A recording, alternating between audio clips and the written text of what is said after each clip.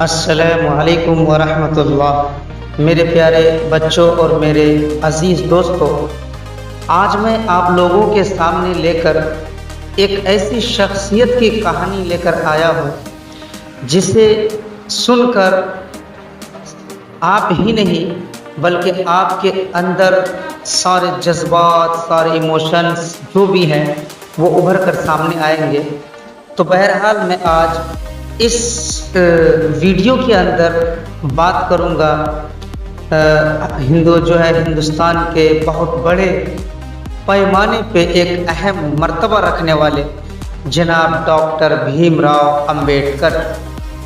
تو دوستو، بنا کسی دیری کے میں آپ لوگوں کو بتاتا چلوں کہ ہندوستان کے اکثریتی سماج میں کچھ لوگ پسماندہ طبقے کے مانے جاتے تھے۔ سینکڑوں برسوں سے سماج میں نہ کوئی ان کی فکر کرتا تھا اور نہ ان سے پیار کرتا تھا، بلکہ وہ لوگ نفرت اور حقارت کی نظر سے دیکھے جاتے تھے اور انہیں اچھوت کہا جاتا تھا۔ اونچی ذات کے لوگ ان اچھوتوں کو اپنے درمیان رہنے کی اجازت نہیں دیتے تھے۔ وہ ان کے کنووں کے پانی تک بھی نہیں چھو سکتے تھے، نہ ان کے تالابوں سے پانی بھر سکتے تھے۔ اچھوت مندر میں نہیں جا سکتے تھے، نہ کسی اسکول میں تعلیم حاصل کر سکتے تھے۔ ان کا کام سڑکوں گلیوں میں جھاڑو لگانا، جوتے بنانا یا جوتوں کی مرمت کرنا، وید کے ٹوکرے بننا یا مردہ جانوروں کی کھال اتارنا، یہ ان کا کاروبار تھا۔ سینکڑوں برسوں تک یہ اچھوت غریبی، جہالت، سخت جانفشانی اور انگنت تکلیفوں کی زندگی جیتے رہے۔ ایسے ہی ایک اچھوت مراٹھی زبان بولنے والے مہار خاندان میں ڈاکٹر بھیم راؤ امبیڈکر، جو کہ 14 اپریل سن 1891 عیسوی کو مہو سینٹرل انڈیا میں پیدا ہوئے۔ ان کے والد کا نام رام جی مالوجی سکپال اور والدہ کا نام بھیم بائی تھا۔ وہ اپنے والدین کی 14ویں اور سب سے چھوٹی اولاد تھے۔ سب لوگ پیار سے انہیں بھیما کہا کرتے تھے۔ انہوں نے بھیم راؤ کے نام سے اپنی تعلیم مکمل کی۔ اپنے دادا مالوجی کی طرح سے ان کے والد رام جی سکپال برطانوی سرکار کی فوج میں ملازم تھے۔ ان دنوں برطانوی سرکار نے فوج میں کام کرنے والوں کے لیے تعلیم کو لازم قرار دے رکھا تھا۔ سرکار ان نوجوانوں کی عورتوں اور بچوں کی تعلیم کے لیے اسکول چلاتی تھی۔ مالوجی اور مام جی دونوں ایسے خوش قسمت مہار تھے جن کو تعلیم کا فائدہ پہنچا۔ بھیم راؤ کی عمر ابھی 2 برس کی ہی تھی کہ ان کے والد فوج کی ملازمت سے سبکدوش ہوئے، یعنی فوج میں جو بھرتی تھے ان سے وہ ریٹائر ہوئے۔ 14 برس تک رام جی فوجی اسکول میں ہیڈ ماسٹر رہے۔ سبکدوشی کے وقت یعنی ریٹائر کے وقت ان کا عہدہ یعنی ان کا مرتبہ یعنی وہ کس درجے میں جو ہے ملازمت کرتے تھے، 2 گریڈز میں صوبے دار میجر کا تھا۔ یہ خاندان سینٹرل انڈیا کو چھوڑ کر کوکن علاقہ میں داپولی مقام پر جا بسے، یعنی وہاں پر جائے انہوں نے اپنا بسیرا ڈالا۔ یہی 5 سال کی عمر میں امبیڈکر کا اسکول میں داخلہ ہوا۔ جلد ہی ان کے والد رام جی کو ستارا میں نوکری مل گئی۔ ستارا مہاراشٹر میں ایک ضلع ہے، وہیں ستارا میں نوکری مل گئی۔ اس طرح یہ خاندان ستارا چلا گیا۔ یہاں پر بھیم راؤ کا چھاونی میں گورنمنٹ ہائی اسکول میں داخلہ ہو گیا۔ بھیم راؤ ابھی 6 سال کے ہی تھے کہ ان کی ماں بھیما بائی کا انتقال ہو گیا۔ چنانچہ رام جی کی بہن نے اس خاندان کی دیکھ بھال شروع کر دی۔ بھیم راؤ کو اب اس کڑوی سچائی کا احساس ہونے لگا تھا کہ وہ پیدائشی طور پر اچھوت ہیں۔ ان کو یہ محسوس ہو رہا تھا کہ میں پیدائشی طور پر ہی بالکل نیچا ہوں، بالکل اچھوت ہوں۔ آگے چل کر ایسے واقعات ان کی زندگی میں رونما ہوئے کہ انہیں اپنے مذہب اور ہم مذہبیوں سے نفرت ہونے لگی۔ ستارا میں تعلیم کے دوران انہوں نے اپنے نام کے آگے अंबेडकर लिखना शुरू किया। दरअसल भीमराव के दादा परदादा कोकण इलाके में अम्बावाड़े के रहने वाले थे। मराठी जुबान बोलने वाले लोगों की रिवायत है कि वो अपनी जात के साथ साथ अपने रिहायशी मकाम का नाम लगाते हैं। चुनांचे सिकपाल के साथ भीमराव को दूसरा सरनेम अम्बावाडेकर मिला। क्या? अम्बावाडेकर। और जिसे बोलने में आसानी के लिए स्कूल के रजिस्टर में अंबेडकर लिख दिया गया। तालीम के मामले में शुरू में तो भीमराव संजीदा नहीं थे, लेकिन आगे चलकर उन्होंने जब तालीम की अहमियत का एहसास उन्हें होने लगा तो उन्होंने अपनी तालीम पर ध्यान देना शुरू किया। ये उस ज़माने की बात है जब राम जी की सतारा वाली नौकरी ख़त्म हो गई और उनका ख़ानदान बम्बई मुंतकिल हो गया। बम्बई के एल्फिंस्टन हाई स्कूल का माहौल जिसमें भीमराव पढ़ते थे पुरसुकून न था, यानी मुतमईन नहीं थे। यह स्कूल सरकारी था, लेकिन यहाँ पर भी भीमराव के साथ जात पात का भेदभाव किया जाता था। सिर्फ स्कूलों के तलबा ही नहीं, सिर्फ स्टूडेंट्स ही नहीं, बल्कि सिर्फ तलबा ही नहीं उन्हें हिकारत की नज़र और नफरत की नज़र से न देखते थे, बल्कि सारे असातिज़ा का सुलूक भी वैसा ही था। सभी लोग डॉक्टर भीमराव अंबेडकर को हिकारत की नज़र से देखते थे कि ये अछूत घराने से। लेकिन भीमराव खामोशी के साथ अपनी बेइज्जती बर्दाश्त करते रहे। उनकी तालीम जारी रही। उन्होंने सन 1908 ईस्वी में मैट्रिक का इम्तिहान पास कर लिया। महार जात वालों के लिए बड़े फख्र की बात थी, इसलिए उन लोगों ने इस खुशी के इजहार के लिए एक जलसा किया और भीमराव को मुबारकबाद दी। इससे भीमराव की हौसला अफजाई हुई। उन्होंने अब एल्फिंस्टन कॉलेज में दाखिला लिया और 1912 ईस्वी में उसी कॉलेज से बीए की डिग्री हासिल की। उसके बाद बड़ौदा स्टेट से तालीमी वजीफे पर वह आला तालीम हासिल करने के लिए अमेरिका चले गए और कोलंबिया यूनिवर्सिटी में दाखिला लिया। उन्होंने माशियात में उसी यूनिवर्सिटी से एमए पास किया। उसके बाद सन 1916 ईस्वी में पीएचडी की डिग्री हासिल की। उसी साल वो इंग्लैंड चले गए और लंदन स्कूल ऑफ इकोनॉमिक्स में दाखिला ले लिया। उसी के साथ ही वह इकोनॉमिक्स में एमएससी और बैरिस्ट्री की तैयारी करते रहे। लेकिन सन 1917 ईस्वी में उनका यह तालीमी सिलसिला उस वक्त रुक गया जब बड़ौदा स्टेट से मिलने वाला वजीफा, जो एक वजीफा बोलते जो एक ख़ास मुद्दत के लिए था, सरकार गवर्नमेंट की तरफ से दिया जाता है, वो बंद हो गया। नतीजतन उन्हें हिंदुस्तान वापस आ जाना पड़ा।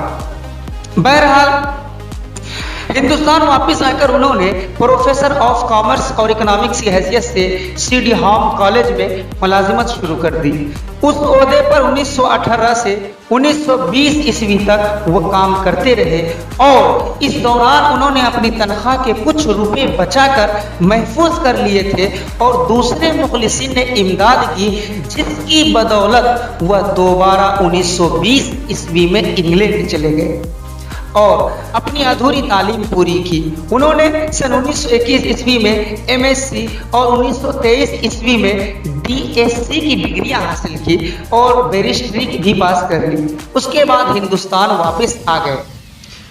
हिंदुस्तान वापस आकर उन्होंने वकालत का पेशा इख्तियार किया, यानी वकालत का जो है वकालत गिरी जो होती है, वकालत का पेशा या वकालत की जिम्मेदारी जो होती है, वकील जो काम करता है वो पेशा इख्तियार किया और उस वक्त से वो समाजी इस्लाह और सियासी सरगर्मियों में भी हिस्सा लेने लगे। उस दौरान उन्होंने सहाफत से भी खुद को जोड़ा। इस्लाह के लिए उन्होंने कई सियासी और समाजी तंजीमें कायम की और आखिरकार उन्होंने अछूत समझे जाने वाली ज़ातों में एक ज़बरदस्त इनकलाब बर्पा कर दिया, जिसके असरात आज भी वाज़ेह तौर पर दिखाई देते हैं। क्यों? क्योंकि उन्होंने हिम्मत नहीं हारी। उन्होंने अछूतों को यह सलाह दी कि हम उस वक्त तक कोई तरक्की नहीं कर सकते जब तक हम 3 मरहलों में अपने अंदर की सफाई नहीं करते। اس بات کو ہمیں اور آپ غور سے سننا چاہیے اور اس پر ذرا دھیان دیں۔ سب سے وہ 3 بات امپورٹنٹ، 3 پوائنٹ کیا ہے کہ ہمیں اپنے عام اخلاقی برتاؤ کو اوپر اٹھانا ہوگا، اپنے تلفظ کو سدھارنا ہوگا اور خیالات کو نئی طاقت دینی ہوگی۔ میں آپ سے کہتا ہوں، آپ عہد کر لیں کہ آپ مردہ یا سڑے ہوئے جانوروں کا گوشت نہیں کھائیں گے۔ وقت آ گیا ہے کہ ہم اپنے درمیان سے اونچ نیچ کے بھید بھاؤ کو ختم کر دیں۔ آپ عہد کیجئے کہ آپ بچے کھچے اور پھینکے ہوئے ٹکڑے نہیں کھائیں گے۔ ہم خود صرف اسی صورت میں اوپر اٹھ سکتے ہیں اگر ہم اپنی مدد اپنے آپ کریں، اپنی عزت نفس دوبارہ حاصل کریں اور اپنی طاقت کو جانیں۔ اسی لیے کہا جاتا ہے تیرے عمل سے ہے تیرا پریشان ہونا، ورنہ مشکل نہیں مشکلیں آسان ہونا۔ ارے دونوں عالم پہ ہے حکومت تیری، اگر تو سمجھے تیرا مسلمان ہونا۔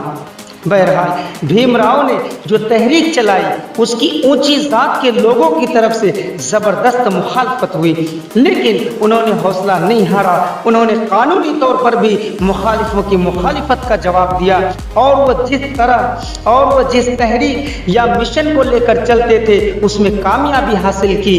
انہوں نے ملک و قوم کی اہم خدمات بھی انجام دیے، اس لیے ان کا شمار جدید ہندوستان کے معماروں میں ہوتا ہے، یعنی ہندوستان کو ایک نیا ہندوستان بنانے والوں میں ان کا شمار ہوتا ہے۔ بھیم راؤ امبیڈکر کے کارناموں کی فہرست بہت لمبی ہے۔ وہ عملی سیاست کے میدان میں بھی کودے اور کامیاب رہے۔ چنانچہ اس دور کے اہم سیاسی رہنماؤں مثلا گاندھی جی اور نہرو جی سے بھی ان کے نزدیکی مراسم رہے۔ چنانچہ آزادی کے بعد جب ملک کی آئین سازی کا مرحلہ درپیش آیا، یعنی اب ملک کو کس طرح شکل دی جائے اس کا مرحلہ درپیش آیا، سامنے آیا، تو دستور ساز کمیٹی میں وہ صدر کے عہدے پر فائز کیے گئے کہ ڈاکٹر بھیم راؤ کو اس کا صدر بنایا جائے۔ یہاں پر یہ بات بھی یاد رکھنی چاہیے کہ جب ان کی عمر 14 برس تھی اور وہ 5ویں درجے کے طالب علم تھے تو ان کی شادی 9 برس کی لڑکی راما بائی سے ہوئی تھی۔ راما بائی کے انتقال کے بعد انہوں نے ایک اونچی ذات کی تعلیم یافتہ خاتون سے شادی کی۔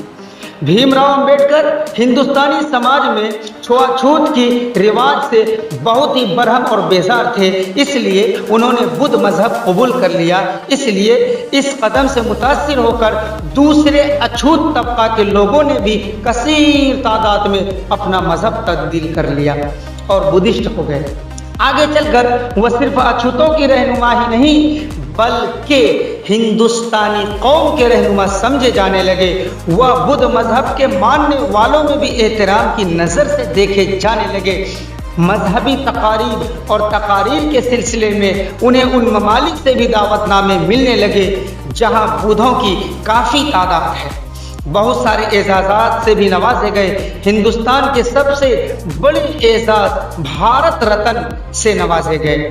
5 دسمبر 1956 عیسوی کی رات ڈاکٹر بھیم راؤ امبیڈکر سونے کے لیے بستر پر گئے تو نیند ہی میں وفات پا گئے۔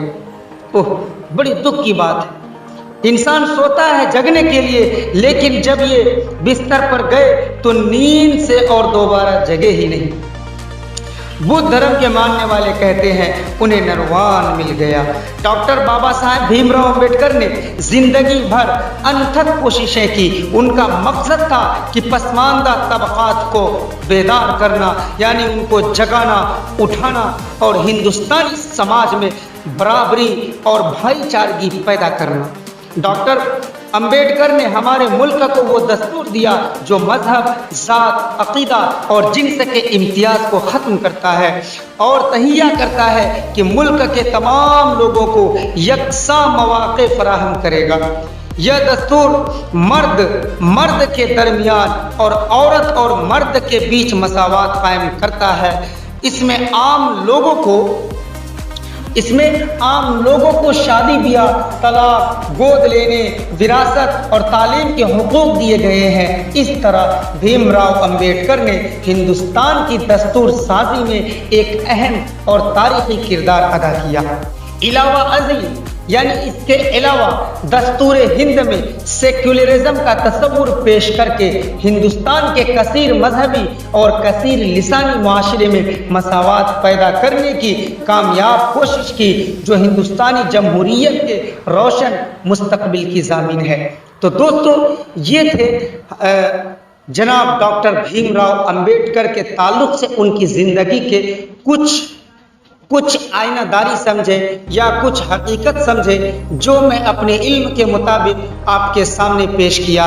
मुझे उम्मीद है आप लोगों को ये वाक़या और ये बातें दिलचस्प लगी होंगी, और अगर कोई कमी या कोताही अगर हुई है, या आप भी अपनी राय और अपने अपनी जो है जानकारियाँ और अपने नॉलेज को अगर हमारे साथ शेयर करना चाहते हैं, तो बिलखुसूस आप लोगों को बिल्कुल इजाज़त है मेरी तरफ से, आप कमेंट बॉक्स में कमेंट कीजिए, और हो सके तो इस वीडियो को लाइक करें और शेयर करें, और अगर सब्सक्राइब नहीं किए हैं तो बराह करम इस चैनल को सब्सक्राइब करें। मैं